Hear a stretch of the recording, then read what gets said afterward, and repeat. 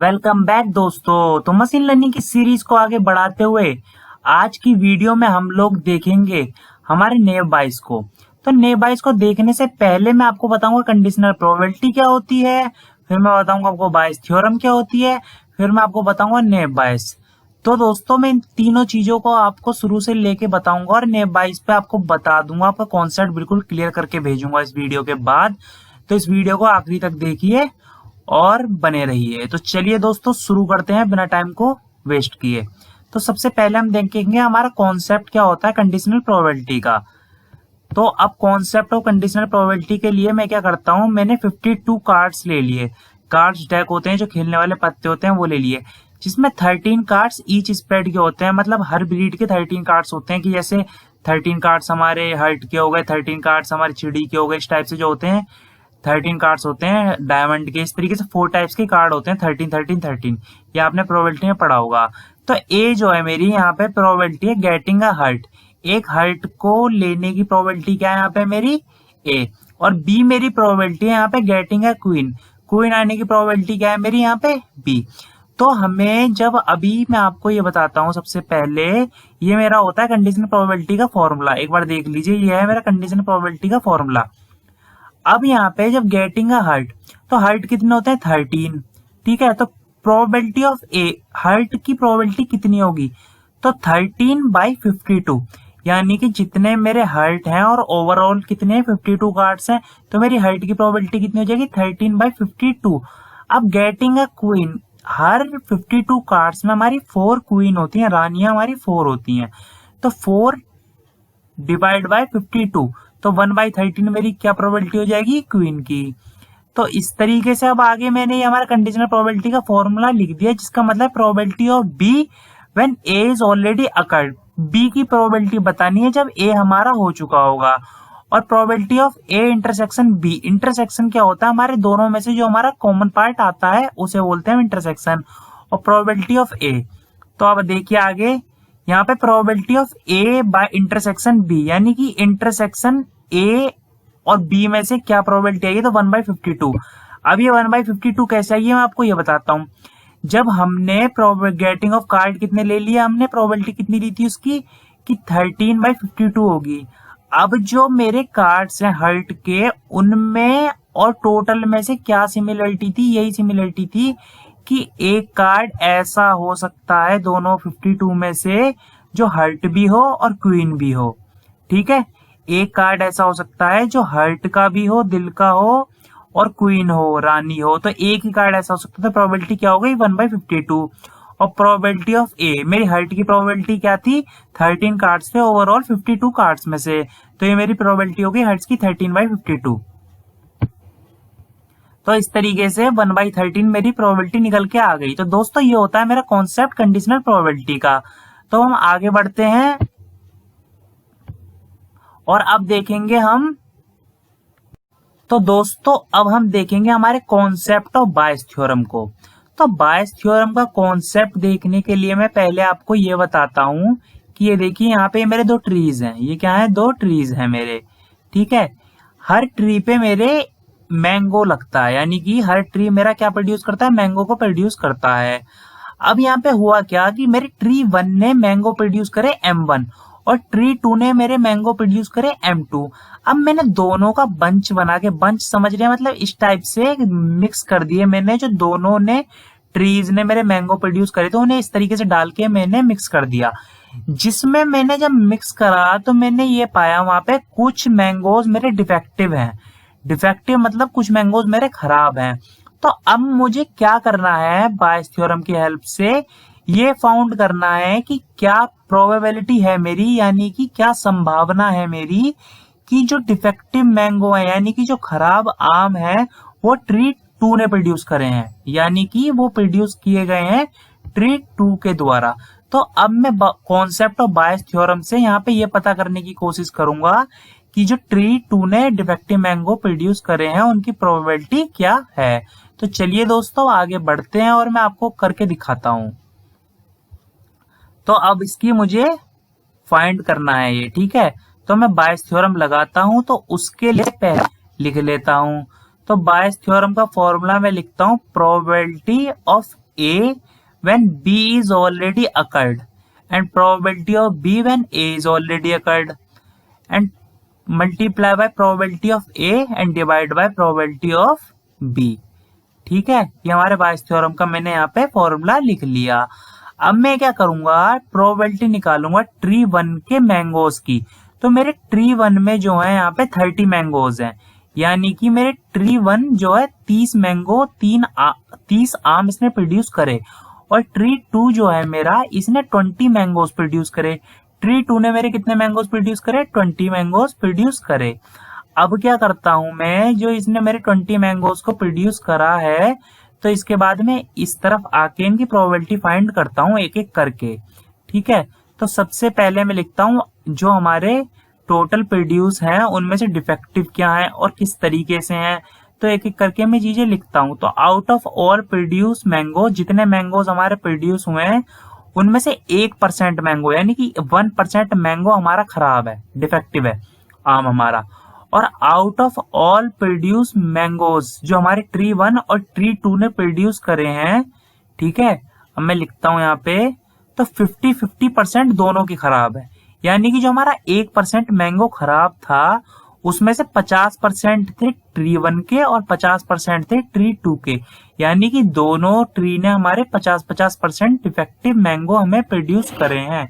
तो probability of tree 1 की probability of tree 1 निकालता हूं, तो उसके लिए क्या करूंगा मैं, सबसे पहले मैंगोज प्रोड्यूस बाय ट्री 1, तो कितने मैंगोज प्रोड्यूस हुए और टोटल मैंगोज, तो 30 + 20, यानी कि अब यहाँ पे देखिए मेरे टोटल मैंगोज कितने हो गए, जो ट्री 1 ने प्रोड्यूस करे थे 30, ट्री 2 ने प्रोड्यूस करे 20, टोटल मैंगोज तो हो गए मेरे 50, और प्रोबेबिलिटी ऑफ ट्री 1 निकालना है तो 30/50 में कर दूंगा यहाँ पे।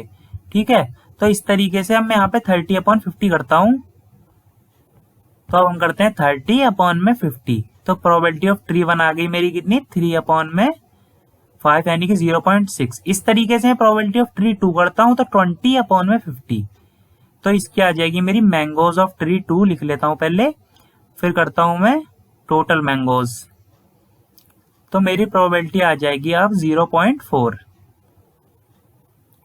तो 20/50 = 0.4। तो अब दोस्तों मैंने प्रोबेबिलिटी निकाल ली। अब मैं लिखता हूं मेरे नंबर ऑफ डिफेक्टिव की प्रोबेबिलिटी निकालता हूं, तो प्रोबेबिलिटी ऑफ डिफेक्ट = हो गए मेरे 1%। ठीक है, कि 1% मेरे डिफेक्टिव थे, और मुझे फाउंड करना था कि मेरे ट्री 2 ने कितने डिफेक्टिव मैंगोज प्रोड्यूस करें उसकी प्रोबेबिलिटी। तो उसके लिए स्टेप ले रहा हूं मैं, ये चीजें फाउंड कर रहा हूं ताकि मैं अपने फॉर्मूले में इंप्लीमेंट कर पाऊं। तो अब क्या करते हैं, अब इन चीजों को मैं अपने फॉर्मूले में इंप्लीमेंट करूंगा। तो प्रोबेबिलिटी ऑफ ट्री 1 निकालना है मुझे, जो उसमें डिफेक्टिव है। तो अब क्या होगा, यहाँ पे है 50% है, ट्री 1 में कितने डिफेक्टिव है 50%, और ट्री 2 में कितने डिफेक्टिव 50%, तो दोनों में कितने कितने डिफेक्टिव है 50-50% है। अब मैं क्या करता हूं, अब इतना करने के बाद मैं अपने फॉर्मूले को इंप्लीमेंट करूंगा यहाँ पे, और सीधा वैल्यू निकालूंगा। जो मेरा मोटिव था यहाँ पे कि ट्री 2 की मुझे प्रोबेबिलिटी फाइंड करनी है डिफेक्टिव मैंगो की, तो इस वाले फॉर्मूले का यूज करके अब मैं ट्री 2 के डिफेक्टिव मैंगोज की प्रोबेबिलिटी फाइंड करता हूं। तो प्रोबेबिलिटी ऑफ डिफेक्ट और ट्री 2, यानी कि मुझे क्या करना था कि यहाँ पे आप देखिए एक सेकंड, मेरा डिफेक्टिव मैंगो हो और वो मैंगो मेरा ट्री 2 से हो, तो ये मुझे फाउंड करना था। ठीक है, अब मैं इसका फॉर्मूला इंप्लीमेंट करूंगा, तो यहाँ पे क्या होगा, फॉर्मूले में दिखाता हूं मैं आपको, चलिए। तो फॉर्मूले में मेरे होगा प्रोबेबिलिटी ऑफ ट्री 2, और जब डिफेक्ट हो तो वहां पे प्रोबेबिलिटी ऑफ ए बी वाला भी को फॉर्मूला दिखाया था, तो उस हिसाब से ट्री और डिफेक्ट को रिप्लेस करके मैं वैल्यूज पुट कर दूंगा। यहाँ क्या आएगा, प्रोबेबिलिटी ऑफ ट्री 2।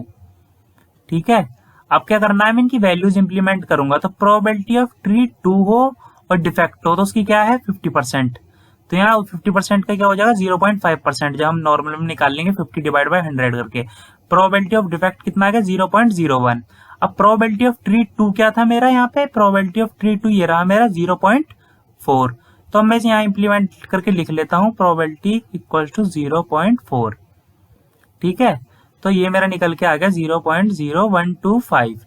तो दोस्तों इस तरीके से हम अपने मॉडल मतलब अपने जो हमारा प्रोबेबिलिटी में निकालनी होती है, तो बायस थ्योरम का यूज करके हम इस तरीके से चीजों को इम्प्लीमेंट करते हैं।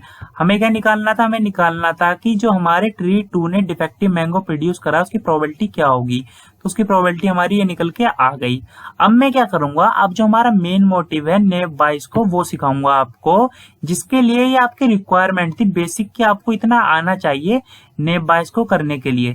तो नेव बायस जो हम परफॉर्म करेंगे दोस्तों, वो हम अपने डाटा पॉइंट्स के ऊपर करेंगे जो हमें जनरली मशीन लर्निंग में करने होते हैं। इसे परफॉर्म करने के बाद मैं क्या करूंगा, नेक्स्ट वीडियो में आपको इसका कोड इंप्लीमेंट करके दिखाऊंगा। तो अब मैं क्या करता हूं, नेव बायस को इंप्लीमेंट करता हूं। तो दोस्तों अब हम देखेंगे हमारे नेव बायस के कॉन्सेप्ट को। तो सबसे पहले ये है हमारा नेव बायस में यूज होने वाला बायस का फॉर्मूला, जो हमने अभी पीछे पढ़ लिया था विद एन एग्जांपल। अब दोस्तों ये मेरे डाटा पॉइंट्स हैं, ये मेरी कैटेगरी 1 है, ये मेरी कैटेगरी 2 है। ये जो है ये ड्राइव्स। अब मैं आपको ये समझाता हूँ क्या है। ये जो कैटेगरी 1 के हैं ये ड्राइव्स करते हैं, कैटेगरी 2 वाले और कैटेगरी 1 वाले वॉक्स करते हैं, कि पैदल चलते हैं। तो अब ये मेरे सैलरी और एज यहाँ पे फीचर है जो मेरे डाटा सेट में भी यूज होंगे। और अब क्या करता हूं मैं, अगर इतना समझ में आपको आ गया, ये मेरी कैटेगरी 1 थे, कैटेगरी 2 थे, तो जो मैं जनरली करता आ रहा था कि सडनली मैं एक डाटा पॉइंट लाता हूँ और बीच में यहाँ पे रख देता हूँ। और अब मुझे फाउंड करना है ये मेरा डाटा पॉइंट कैटेगरी 1 से बिलोंग करेगा या मेरा कैटेगरी 2 से बिलोंग करेगा। तो मुझे ये फाउंड करने के लिए किस तरीके से हम कॉन्सेप्ट ऑफ नेव बायस का यूज करके पता लगाते हैं, ये हम देखेंगे इस वीडियो में। अब आगे बढ़ते हुए तो लास्ट तक वीडियो देखिए और चलिए, ठीक है। तो अब इतना हो गया। अब मेरे को क्या करना है, मुझे फाउंड करनी है कि probability of walks with respect to feature X, जो मेरा एक्स एक्सिस पे फीचर है उसके रेस्पेक्ट में। तो मैं लिखता हूं प्रोबेबिलिटी ऑफ वॉक्स, ठीक है, चलने वाले लोगों की। तो स्टेप 1 है दोस्तों, मैं स्टेप वाइज एक एक चीज को आपको समझाऊंगा। तो स्टेप 1 है probability of walks with respect to X, जो ऑलरेडी अकर्ड हो गया। तो मैं क्या लिखता हूँ, प्रोबेबिलिटी ऑफ एक्स वॉक्स जो मेरा फॉर्मूला था उसके रिस्पेक्ट के हिसाब से मैं यहाँ पे वैल्यूज को लिख दूंगा। दोस्तों आराम से रहिए, लास्ट तक देखिए, पक्का आपका कॉन्सेप्ट क्लियर होगा, ये मेरी गारंटी है। तो प्रोबेबिलिटी ऑफ एक्स इस तरीके से मैं ड्राइव्स के लिए लिख लेता हूँ। मुझे फाइंड करनी है ना कि ड्राइव्स की प्रोबेबिलिटी क्या है विद रिस्पेक्ट टू एक्स। तो अब ये देखिए दोस्तों, ये होता है मेरा पोस्टेरियर प्रोबेबिलिटी। इस वाली वैल्यू को कहते हैं मेरी पी ए बाई बी की जो है जी वॉक्स, इसे कहते हैं मेरी पोस्टेरियर प्रोबेबिलिटी, इसे कहते हैं मेरी लाइकलीहुड प्रोबेबिलिटी, ठीक है। जो मेरी पी बी बाई ए वाली वैल्यू होती है इसे कहते हैं मेरी मार्जिनल प्रोबेबिलिटी, ठीक है। और अब बचा मेरा पी वॉक्स यानी कि पी ए वाली वैल्यू, तो इसे हम कहते हैं प्रायर प्रोबेबिलिटी। तो अब मैं देखता हूं कि वैल्यूज का सीक्वेंस की किस सीक्वेंस में मैं इन्हें एग्जीक्यूट करके सॉल्यूशन निकालूंगा। तो सबसे पहले सीक्वेंस में मैं लिखता हूं, सबसे पहले हम सॉल्व करेंगे प्रायर प्रोबेबिलिटीज को, यानी कि जैसे पी की ए वैल्यू यानी कि पी वॉक्स को, दूसरे पे करेंगे मार्जिनल प्रोबेबिलिटी को, तीसरे पे करेंगे लाइकलीहुड को, लास्ट में हमारा आउटपुट से जो आएगा वो होगा हमारा पोस्टेरियर प्रोबेबिलिटी। तो दोस्तों आगे बढ़ते हैं और स्टेप 2 को इम्प्लीमेंट करता हूं। तो लिखता हूं प्रोबेबिलिटीज ऑफ ड्राइवर्स के लिए। और जब आप लास्ट तक ये वीडियो देखेंगे तो आपको पता चल जाएगा किस तरीके से आपका डाटा पॉइंट यहाँ पे इंसर्ट हुआ और कैसे हमें पता चला कि वो कैटेगरी 1 से डिपेंड करता था कैटेगरी 2 से। तो प्रोबेबिलिटी ऑफ ड्राइव्स के लिए मैं लिख दे रहा हूं यहाँ पे, सेम इस तरीके से फॉर्मूला इंप्लीमेंट करना है, इसमें कोई बड़ी बात नहीं है। अब मैं स्टेप 3 करूंगा। तो दोस्तों यहाँ थोड़ा दिमाग लगा के समझना आप लोग, और आपको सिर्फ कंफ्यूजन यहाँ आ सकता है, पर आप क्या करेंगे अब मैं बताता हूं आपको। कि जैसे मैंने लिखा प्रोबेबिलिटी ऑफ वॉक्स एक्स, ठीक है, versus probability of drives x.